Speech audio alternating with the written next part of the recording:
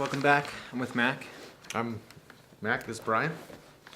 And what we're doing is we're doing a 5-part segment on what we're calling the state of the movie industry. And we're also going over 2011 summer blockbusters. In the last one, we pretty much went over all the blockbusters for 2011. And I want to talk about 2012 movies, and I want to talk about the inception factor. It really, the state of the movies today, they come prepackaged with their audiences, hence comic books, sequels. Basically, there's no risk, and financially, that's great. That's exactly what you should do. Creatively, it's the last thing you should do, Right.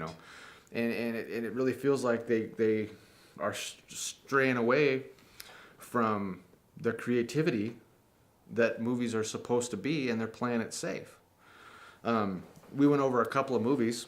We went over a couple of movies in this thing that are actually really good, fresh ideas.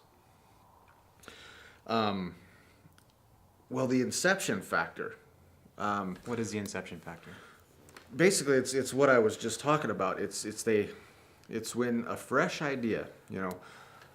Brian and I, we're movie makers as well, and there is absolutely no way that until we had something that hit big, that we could take a movie that no one's ever heard of, that was a fresh idea. If I had written Cowboys and Aliens, and I had that in my hand right now, nobody would touch that with a 10-foot pole.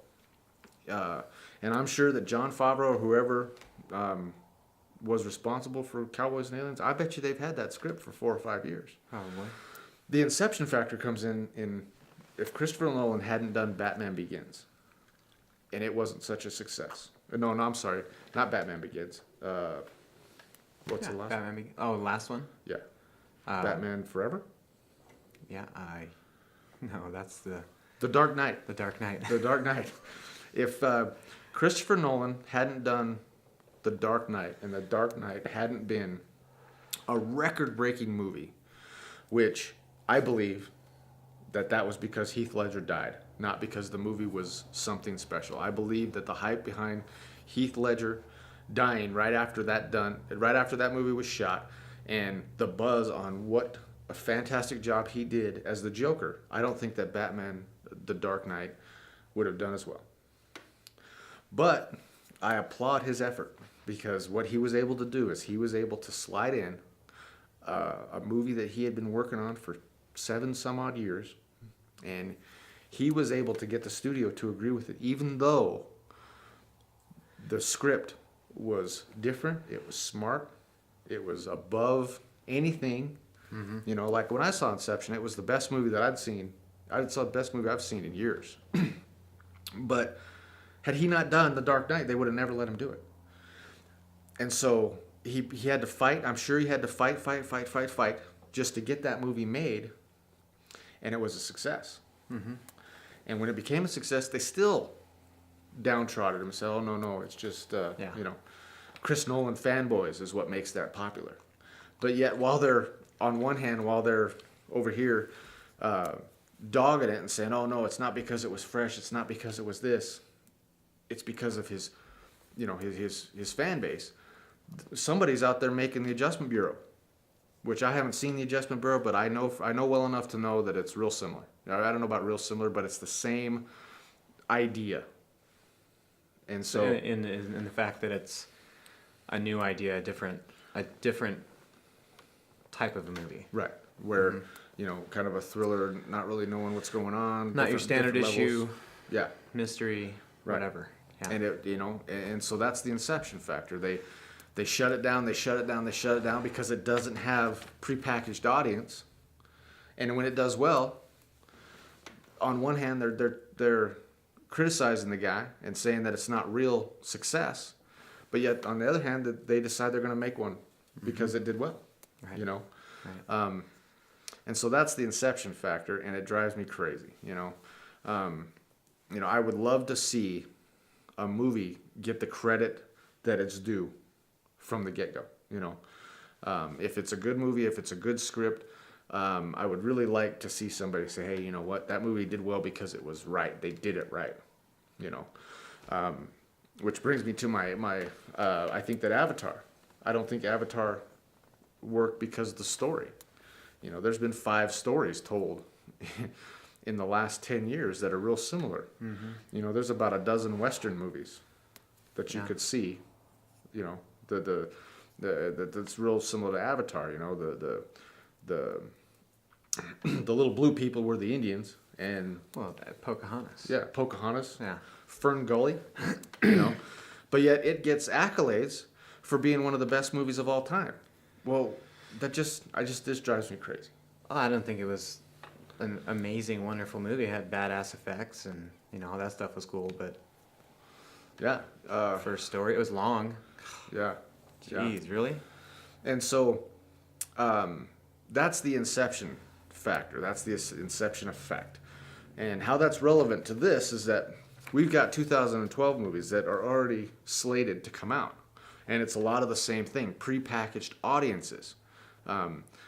Audiences that there's no risk involved in any of this. I mean, yeah, they're all probably going to be really cool movies, but there's no risk to it. You know, there's no fresh ideas. Like they redid Karate Kid. They redid Star Trek. Which, you know what? If they're gonna redo a movie, if they're gonna reboot, Star Trek is the way to reboot. Absolutely. You know, because they changed that one little story where he went back and changed history. Now it gets to start all over again. That's brilliant.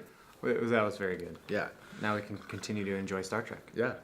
And so the 2012 movies that they already know are going to be out next year, Batman 3, which Batman in itself is a reboot. It's Yeah. a sequel to a reboot. Yeah. The Avengers is coming out. Well, they've been setting us up for the Avengers for years, you know. Battleship. Battleship. Battleship is coming out next year. From the game? From the game. Now that just seems absolutely absurd. Yeah. It's the whole thing. It's the Inception effect, you know. They think that, you know, because they were able to do Transformers and they're able to do G.I. Joe, well, let's do Battleship. Oh, why not Frogger? It's probably coming.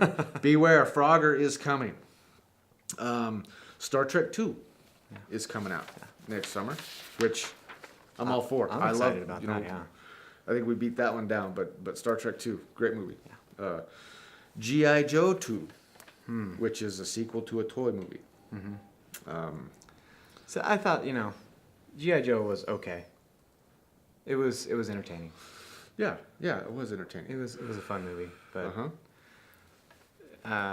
I know they had to add in the campy cartoon catchphrases, but it was a little too silly. Yeah. Go Joe. Uh-huh. Which, you know what? I was a cartoon fan of G.I. Joe when I was young, when I was a kid. G.I. Joe, used to come home from school, and that's the first place I would go, is to the G.I. Joe, and I'd turn on TV and I'd watch G.I. Joe. I still have my G.I. Joes right over there on the table, in a box. They're in pieces, but they're still there. Spider-Man. Spider-Man. This is a reboot. This is not Spider-Man 4. It is technically Spider-Man 4, but it's a reboot. They're basically going through and they replaced Tobey Maguire. Yeah. And from the way I understand this, they're going back to the beginning of Spider-Man, right? We already did that. The first Spider-Man goes back to him being in And high I thought school. they did a great job doing that. Yeah, I the did first too. time. I did too. Why go back again? I mean, what are they going to do? Are they going to go back and show Peter Parker as an infant? Because, you know, we caught him in high school. Are we going back to before that? Is that what we're doing? We already told that story. Why tell it again? Because of the Inception effect. It's just the whole Inception effect. Stupid. Prepackaged audiences. Stupid. Um, Take a different. How many different Spider-Man comic book lines are there? Pick a different one and go that way. yeah, for sure. And maybe they are. Once again, you know, we could be completely off base, but once again,